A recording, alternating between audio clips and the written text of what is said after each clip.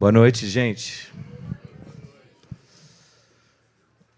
Nossa, que privilégio estar aqui com vocês. Meu nome é Daniel. Talvez vocês não lembram.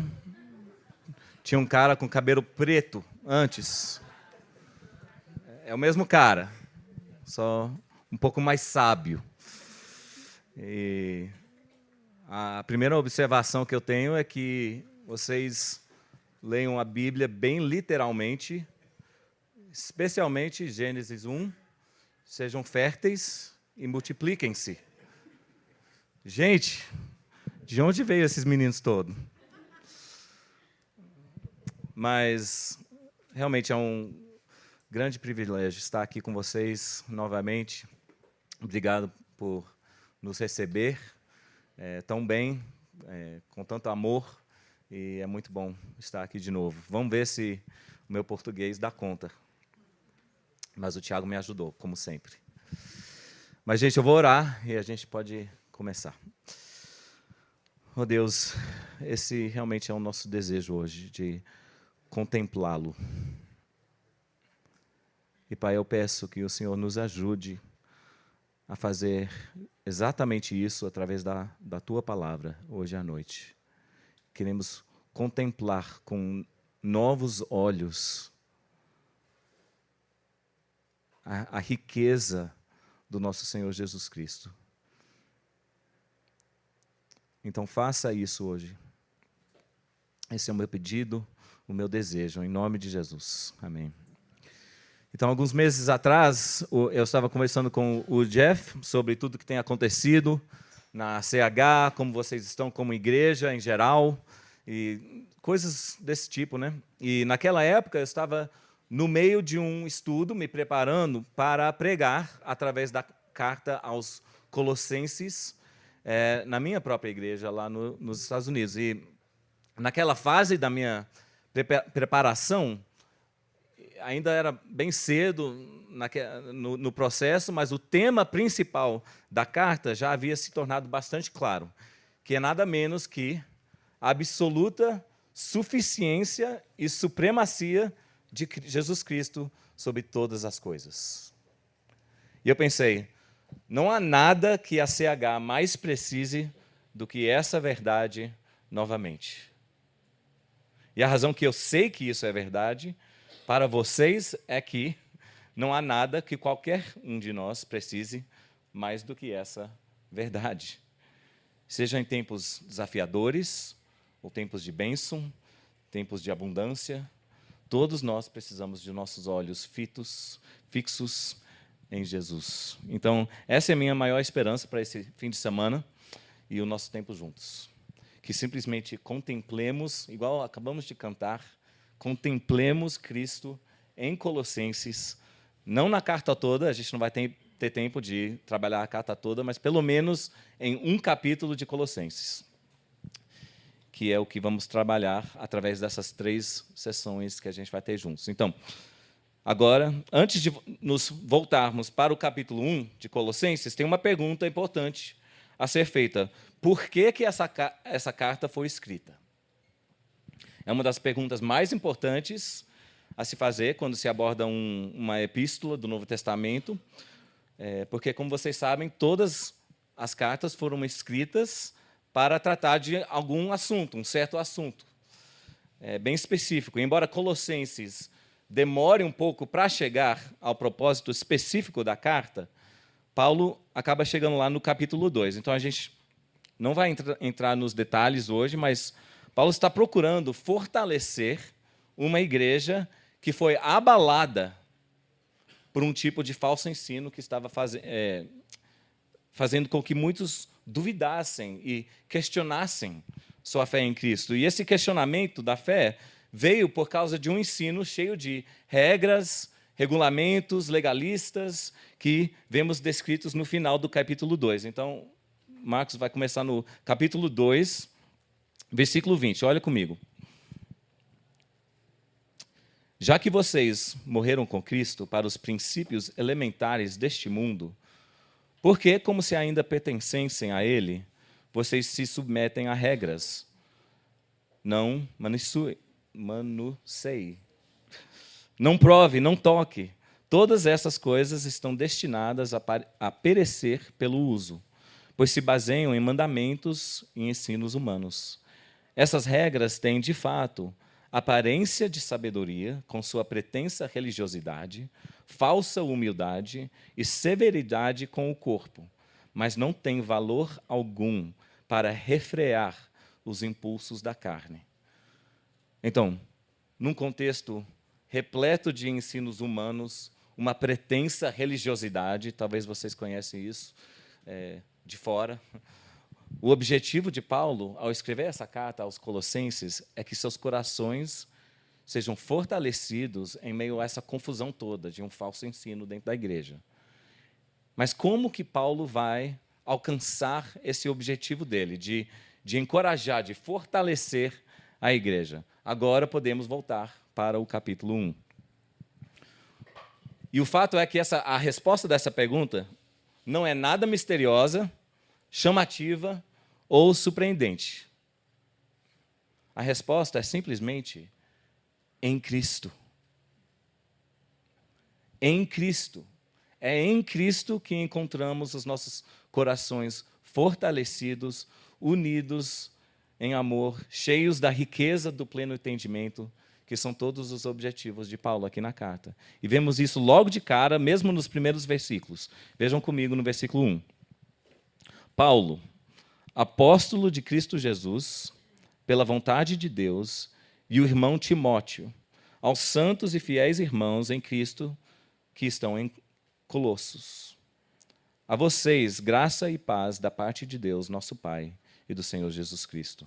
Agora, no grego original, a ordem das palavras tem o efeito de destacar ou priorizar uma frase ou uma palavra, algo que não é sempre tão óbvio na tradução em português. O que estou tentando destacar aqui é o fato que a identidade principal dos irmãos em Colossos não é o fato de serem colossenses, mas o fato de estarem em Cristo. Não sei se você viu isso. Aos santos e fiéis irmãos em Cristo que estão em Colossos. Primariamente em Cristo e apenas secundariamente eles estão em Colossos. Em outras palavras, a primeira coisa que Paulo destaca é o fato de que, mais importante do que a localização física da igreja em Colossos, é a sua localização espiritual em Cristo. Essa é a identidade central deles. E, gente, essa é a sua identidade central, cristão. Em Cristo. Logo de cara, aprendemos que a coisa mais importante sobre você, cristão, é onde você está espiritualmente localizado. Se está ou não em Cristo. Vivemos num mundo hoje, completamente individualista. Não é? Viva a sua verdade. A narrativa é mais ou menos a seguinte: cada um de nós temos um eu verdadeiro e autêntico escondido lá dentro de nós. Portanto, o caminho para o florescimento humano envolve a descoberta e então a expressão desse verdadeiro eu. Assim você estará vivendo sua vida ou sua verdadeira identidade. Essa é a narrativa do mundo, não é? Qualquer filme que você assistir, qualquer show de televisão, qualquer site na internet. Mas o que eu espero que você esteja vendo é que a Bíblia ensina que nossa identidade não é encontrada dentro de nós, mas fora de nós, em Cristo. Ele nos torna quem somos. Cristo em nós, mortos com Cristo, vivificados com Cristo, escondidos com Cristo. Todas essas frases foram tiradas diretamente de Colossenses. Em outras palavras, tudo o que somos, somos em Cristo. O que significa que o caminho para o florescimento humano não é descobrir quem você é, mas tornar-se quem você é em Cristo. Por isso, antes de nos dizer qualquer coisa sobre o que precisamos fazer, Paulo nos diz que devemos abraçar e entender o que já foi feito. Você, cristão, foi unido a Cristo. Temos de começar com o Evangelho. Mesmo aqueles de nós que cresceram dentro de igreja, já estão na igreja há 50 anos, né, Wellington? Nunca completamos nossa formação no Evangelho. Nunca. Sempre precisamos aprender e crescer nessas realidades. Então, como Paulo vai fazer isso no restante da nossa passagem de hoje? Ele começa com ação de graças nos versículos 3 a 8, depois ele passa por uma oração, versículos 9 a 12, e depois ele conclui com uma declaração do Evangelho. Então, é isso que a gente vai olhar agora. 3 partes. A ação de graças, oração e a declaração. E a gente vai fechar. Então, vamos lá. Sempre agradecemos a Deus, o Pai de nosso Senhor Jesus Cristo, quando oramos por vocês. Pois temos ouvido falar da fé que vocês têm em Cristo Jesus e do amor que têm por todos os santos, por causa da esperança que lhes está reservada nos céus, a respeito da qual vocês ouviram por meio da palavra da verdade, o Evangelho, que chegou até vocês. Por todo o mundo, este Evangelho vai frutificando e crescendo, como também ocorre entre vocês, desde o dia em que o ouviram e entenderam a graça de Deus em toda a sua verdade. Vocês o aprenderam de Epáfras, nosso amado cooperador, fiel ministro de Cristo para conosco, que também nos falou do amor que vocês têm no Espírito. Agora, obviamente, a gente não tem tempo para falar tudo que tem para falar sobre esse texto, essa passagem, e então eu não vou dizer tudo que tem para dizer, mas qual é o motivo de gratidão de Paulo aqui? Ao se lembrar da igreja em Colossos, o que o leva a estar cheio de gratidão? A gente vê no versículo 4, que foi a fé deles em Cristo Jesus e o amor que tinham uns pelos outros. Mas observe que a fé e o amor são fruto de outra coisa. Versículo 5, por causa da esperança que lhes está reservada nos céus. Paulo não pode deixar de identificar imediatamente que essa fé e amor são fruto da esperança reservada para eles no céu, uma esperança que eles ouviram e receberam pela primeira vez quando ouviram o quê? A palavra da verdade, o Evangelho. Vocês estão vendo a conexão? Nunca completamos nossa formação no Evangelho. Por causa da esperança que lhes está reservada nos céus, a respeito da qual vocês ouviram por meio da palavra da verdade, o Evangelho que chegou até vocês. Por todo o mundo, este Evangelho vai frutificando e crescendo, como também ocorre entre vocês. Em outras palavras, a gratidão de Paulo é por causa do fruto do Evangelho na vida deles. A palavra da verdade é viva e dinâmica. Ela não é uma palavra morta. Onde quer que se enraize em todo o mundo, o Evangelho vai frutificando e crescendo. Eu fico pensando, a gente está aqui com um time, uma equipe dos Estados Unidos, entre brasileiros, e pensando, tem uma igreja lá orando por vocês, no outro lado do mundo, que ouviu esse mesmo Evangelho. E a gente louva o mesmo Deus. É incrível. Esse Evangelho. E isso é muito importante, porque qual é a nossa tendência quando identificamos uma falta de fruto em nossas vidas? Seja na igreja ou na sua própria vida individual. O que acontece quando você vê... Porque Paulo está dando graças a Deus pelo fruto que ele está enxergando, né? O que a gente faz quando a gente sente falta de fruto em nossas vidas? Não é de tentar encontrar alguma forma de superar tal falta?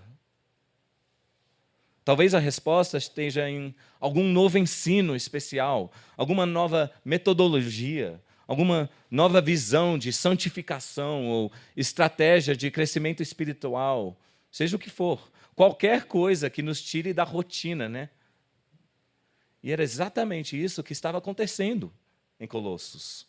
Um novo ensino, cheio de regras. E o que Paulo fala?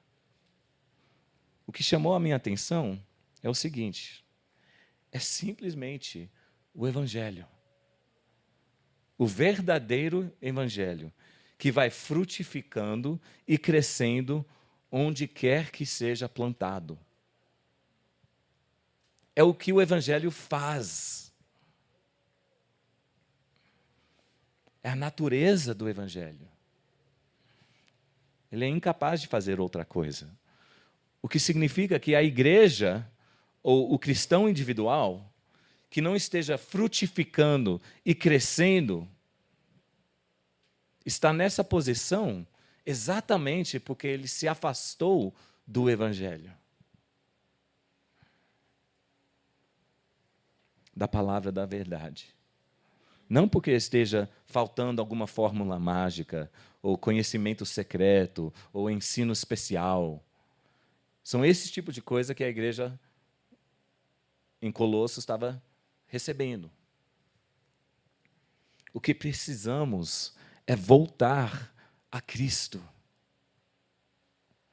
Quanto mais uma pessoa se afasta de Cristo e dele crucificado, menor será a evidência de fruto e crescimento.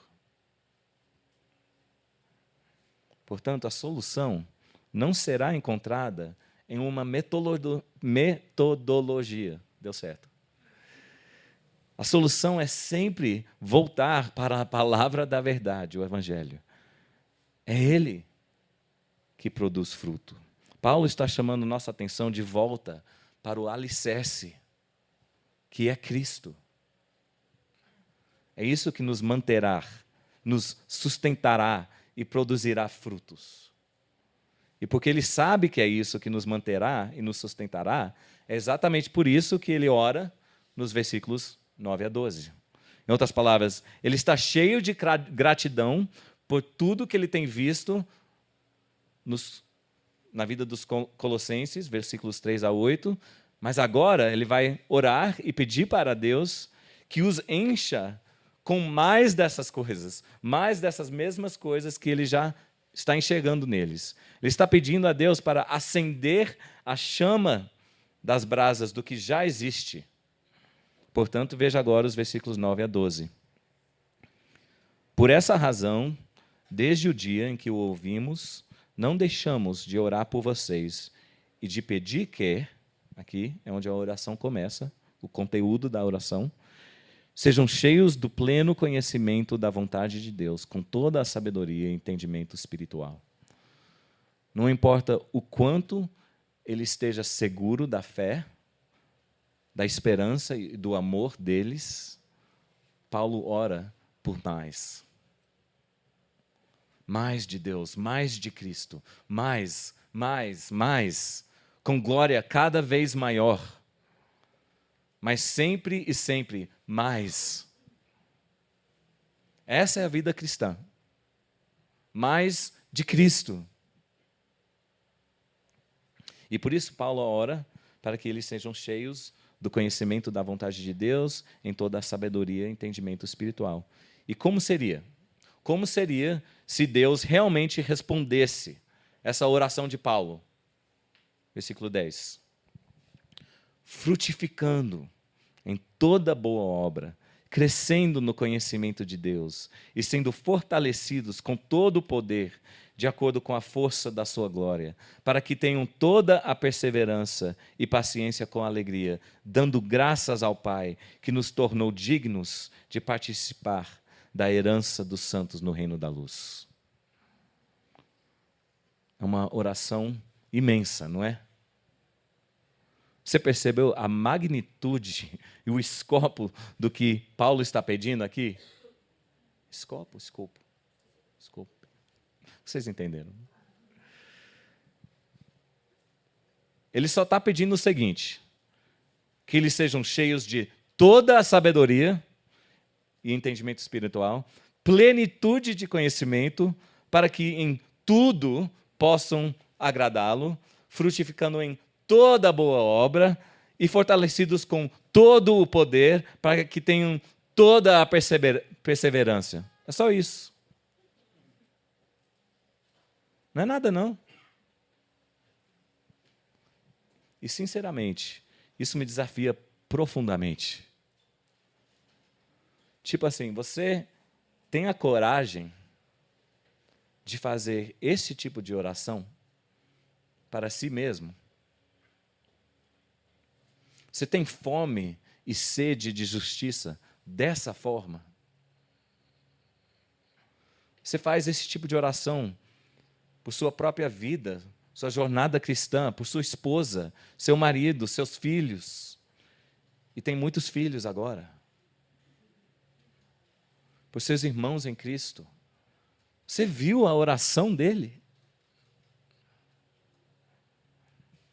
Então, se na sessão de ação de graças, Paulo estava chamando nossa atenção de volta para o alicerce que é Cristo, a oração agora é por mais dele, mais.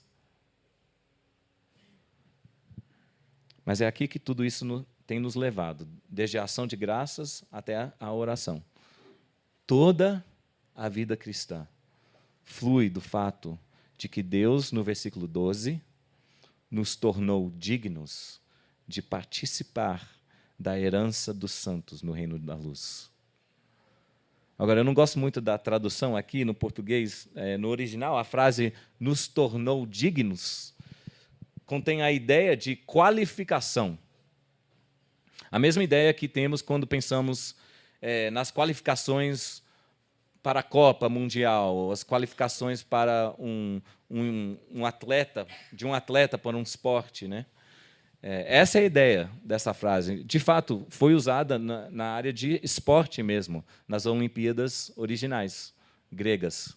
Então, a origem dessa frase tem essa ideia de qualificação para um esporte. E é aqui que encontramos a culminação de nossa passagem. Lembre-se de que o contexto dessa carta é dos falsos mestres que estavam tentando desqualificar os crentes em Colossos. Demos uma olhada nisso quando vimos no capítulo 2, versículo 18. Não permitam que ninguém que tenha prazer numa falsa humildade e na adoração de anjos os impeça de alcançar o prêmio. É a mesma palavra. Essa frase, os impeça, é a frase oposta da palavra em nosso texto. Ou seja, os falsos mestres estavam tentando impedir ou desqualificar os colossenses. E Paulo está aqui dizendo que esses mestres não podem desqualificar aqueles que Deus já qualificou. Faz sentido? Ou seja, desde o início, Paulo está dizendo: Colossenses, eu peço a Deus por essas coisas, não para que vocês sejam qualificados e dignos, mas porque Deus já os qualificou para participar da herança dos santos no reino da luz. E mais uma vez, eu quero lhes dizer que essa é a verdade da qual toda a vida cristã flui. Deus já os qualificou, cristão. Ponto final. Acho que a maioria de vocês se lembram que eu tenho uma licença de piloto de avião que obtive em 2007. E houve várias coisas que eu tive que fazer, né, qualificações que eu cumpri para me tornar um piloto licenciado. Coisas como um número mínimo de horas de voo, por exemplo, voos com um instrutor certificado, requisitos médicos, um exame escrito, exame oral, E, por fim, o teste prático de voo com um examinador de voo federal. São esses tipos de coisa que o qualifica para obter uma licença de piloto. Mas o fato de não ter feito todas essas coisas não significa que você está desqualificado. Mas sim que você simplesmente ainda não foi qualificado. Ou seja, você ainda não está qualificado, mas também não foi desqualificado. Ser desqualificado para algo é ser, de fato, considerado inapto para tal coisa. Seria, por exemplo, eu voando e violar alguma regra federal de aviação e ser desqualificado por causa disso. Eu sei que é uma distinção sutil, mas é importante. Porque em nossa carne, não é como se nós apenas não somos qualificados para o reino de Deus. Somos, de fato, desqualificados. Por natureza e por escolha.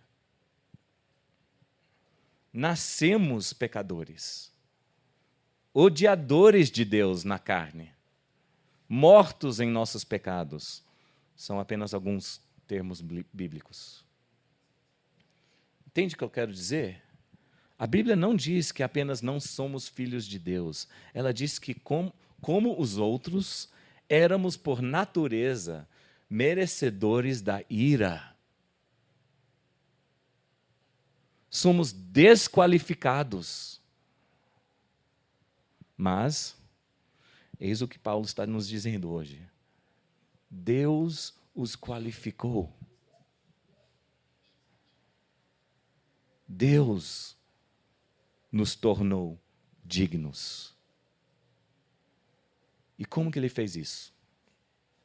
Agora chegamos na conclusão, versículos 13 a 14. Pois ele nos resgatou do domínio das trevas e nos transportou para o reino do seu Filho amado, em quem temos a redenção, a saber, o perdão dos pecados. Deus nos qualificou primeiro ao nos resgatar do domínio das trevas.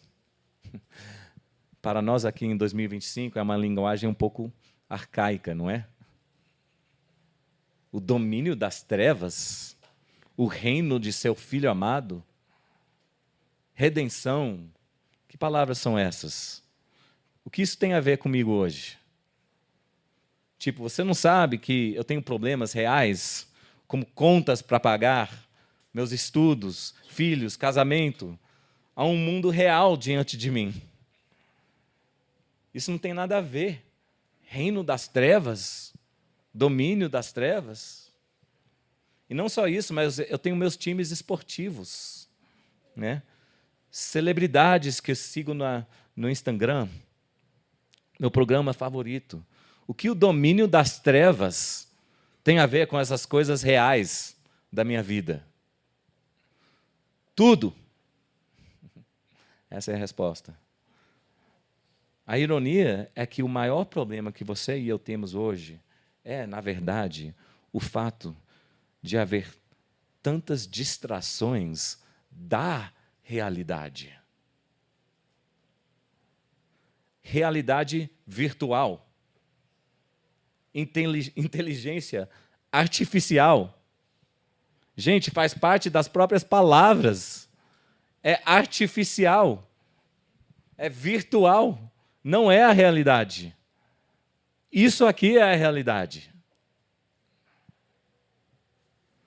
As distrações virtuais e artificiais fazem tanta parte de nossas vidas que temos dificuldades em aceitar as realidades espirituais, reais, cósmicas, encontradas em passagens como essa. Então, o que é, no final das contas, o domínio das trevas? Encontramos essa frase em Atos 26, onde Paulo diz que a razão pela qual Deus o chamou para ministrar aos gentios é para, no versículo 18 de Atos 26, abrir-lhes os olhos e convertê-los das trevas para a luz, e do poder de Satanás para Deus, a fim de que recebam o perdão dos pecados e herança entre os que são santificados pela fé em mim.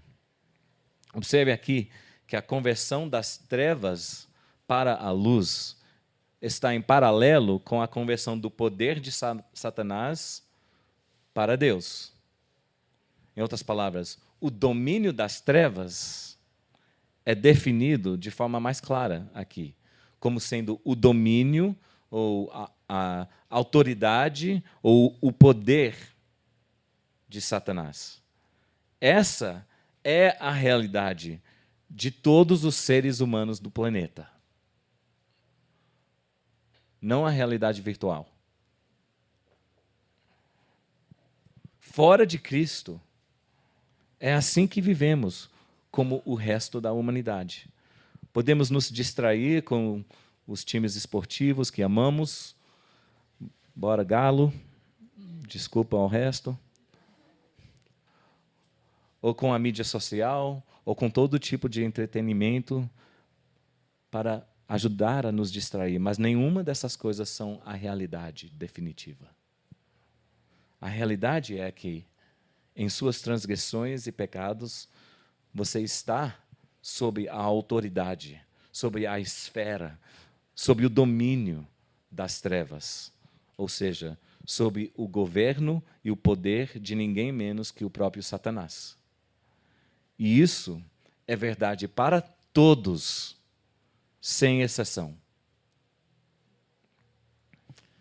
E é isso que eu estava tentando ilustrar anteriormente.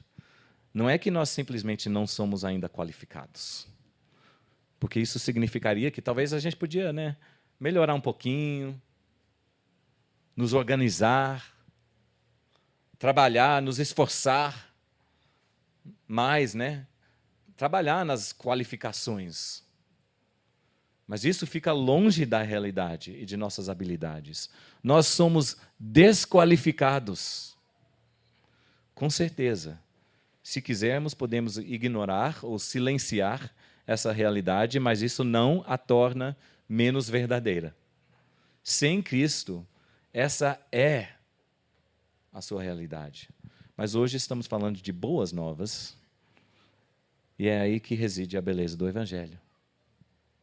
Porque em Cristo fomos resgatados desse domínio. E mais do que isso, fomos transportados desse domínio para outro reino completamente diferente. Sem dúvida, seria uma boa notícia ser libertado do domínio das trevas. Mas o Evangelho é melhor do que isso. Por exemplo, seria uma boa notícia ser libertado da prisão. Seria bom.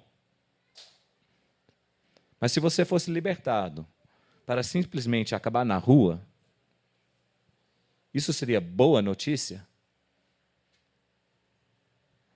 Boa notícia seria ser libertado da prisão para ser transferido para um novo lar.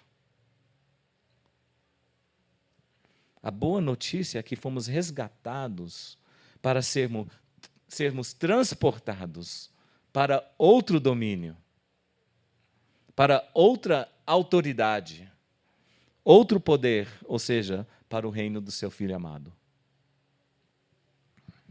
E como que Deus fez isso? No versículo 14. Ele nos resgatou do domínio das trevas, nos transportou para o reino do seu Filho amado, em quem temos a redenção, a saber, o perdão dos pecados. A libertação do domínio das trevas só pode acontecer quando o poder das trevas, o pecado, tiver sido tratado e pago. E ele foi definitivamente pago pelo sangue de Jesus na cruz. Eu gosto da descrição mais detalhada disso, mais adiante, em Colossenses 2, versículo 13. Quando vocês estavam mortos em pecados e na incircuncisão da sua carne, Deus os vivificou com Cristo. Ele nos perdoou todas as transgressões e cancelou a escrita de dívida, que consistia em ordenanças e que nos era contrária. Ele a removeu, pregando-a na cruz, e tendo despojado os poderes e as autoridades, fez deles um espetáculo público, triunfando sobre eles na cruz. Quando lemos que em Cristo temos a redenção, o perdão dos pecados, precisamos entender a plenitude do que isso significa. Significa que a escrita de dívida foi removida e, como tal, os poderes e as autoridades das trevas foram desarmados. Mas como assim? Pense da seguinte forma: qual foi a arma que Cristo removeu das mãos de Satanás? Qual é a única arma com a qual Satanás pode condenar todos nós ao inferno para sempre? A acusação de pecado não perdoado.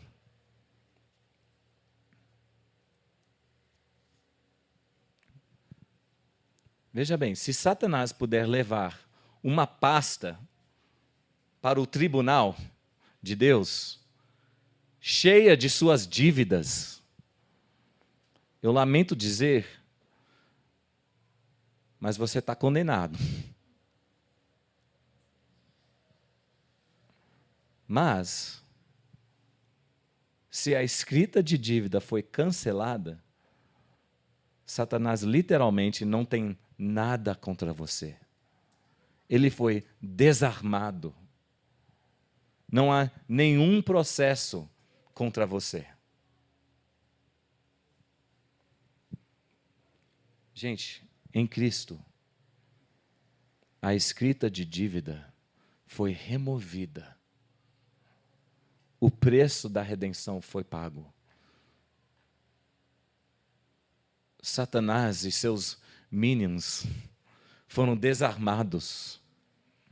E, portanto, agora já não há condenação para aqueles que estão em Cristo Jesus. Você acredita nisso?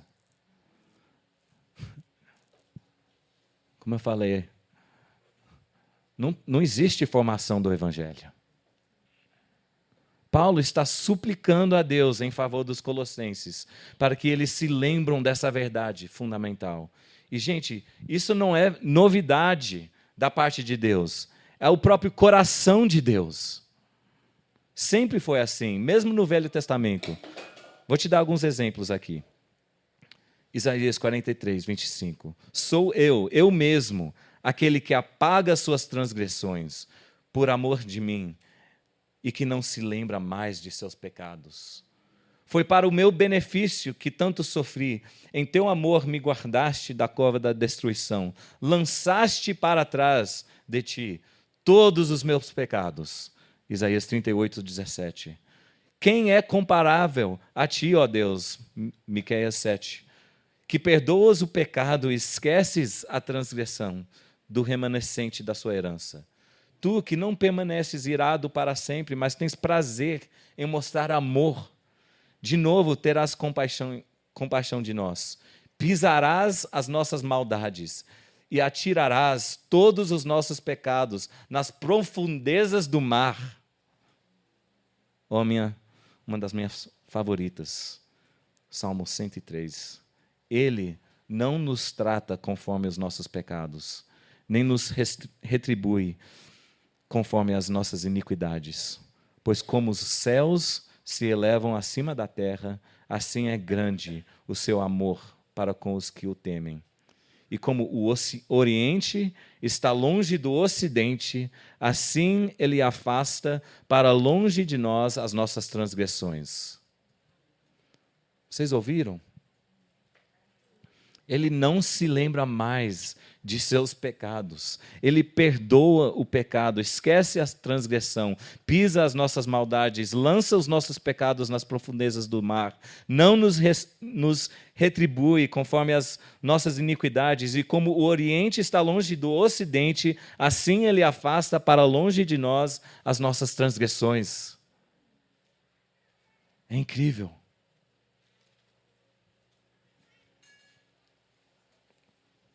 É nesse conhecimento que Paulo quer que você e eu cresçamos. E essa é a diferença entre aqueles que permanecem sob o domínio das trevas e aqueles que foram transportados. Olha só, foram transportados. Já aconteceu. Para o reino do seu Filho amado. Em Cristo ou não em Cristo. Toda a vida depende dessa verdade. Então, gente, o que fazemos com isso hoje? Duas coisas. Primeiro, eu quero desafiá-los hoje a resistir a seus sentimentos subjetivos de culpa, vergonha, com essa realidade objetiva. A objetividade do Evangelho deve servir de âncora para a sua alma. Quando você se depara com todos os tipos de sentimentos, circunstâncias, acusações do diabo, que levam à incerteza e à dúvida. Paulo está lidando com isso. O Evangelho não tem a ver com o que você fez. Trata-se do que Deus fez. E pela fé em Cristo, o Pai o libertou do domínio das trevas e o transportou para o reino do seu Filho amado, no qual você tem a redenção, o perdão dos pecados. Ponto final. Essa é a verdade objetiva. Sim, mas e quanto a... Não. Não existe sim, mas. Esse é o Evangelho. Agora, a segunda observação é essa. O Evangelho tem implicações que vão além disso, com certeza. E essa é a segunda coisa para a qual eu gostaria de chamar a sua atenção. Porque se você está em Cristo, você foi transportado para um novo reino. Você tem um novo rei. Um novo mestre. A gente pensa tanto, né, nas regras da vida cristã, né, o que eu posso fazer, o que eu não posso fazer, sempre colocando o cristianismo como que fosse, se fosse isso, né? Moral. Não, você tem um novo rei. Isso tem implicações morais? Com certeza. Mas por quê? Porque você foi transportado de um reino para outro reino.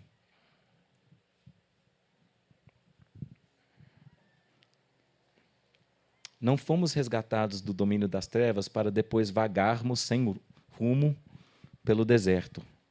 Fomos transportados para o reino de seu Filho amado. Se você está em Cristo, esse é o domínio, a autoridade e o poder sobre os quais você vive hoje.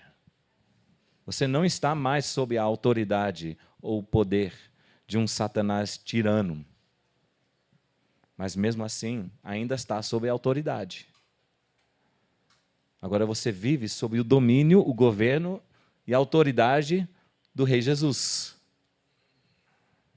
Você foi resgatado das trevas em prol da glória resplandecente de algo maior e melhor. Eu acho que é esse ponto que muitos cristãos não enxergam direito. Cristão, você tem um novo poder, uma nova autoridade. Eu tenho certeza que vocês já ouviram essa citação várias vezes, da minha própria boca, do C.S. Lewis. Mas aqui está, mais uma vez, o que ele diz, que, na minha opinião, realmente atinge o cerne do que estamos falando. Somos criaturas divididas, correndo atrás de álcool, sexo e ambições, desprezando a alegria infinita que se nos oferece. Você viu? O reino das trevas e o outro reino, né? Como uma criança ignorante que prefere continuar fazendo seus bolinhos de areia numa favela, porque não consegue imaginar o que significa um convite para passar as férias na praia. Gente, será que somos cristãos divididos, brincando com bolinhos de areia na favela?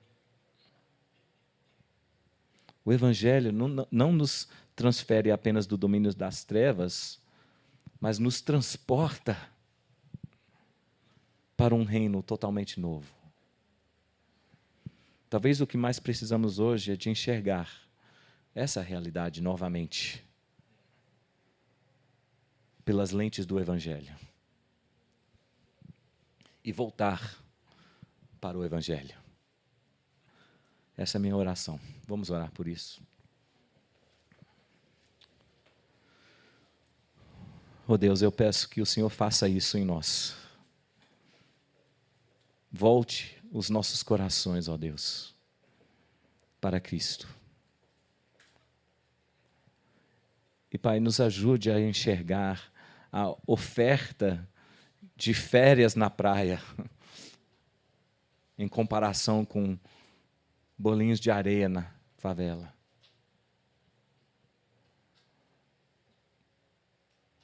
O Senhor nos criou por muito mais. E, Pai, eu peço que o Senhor abra os nossos olhos.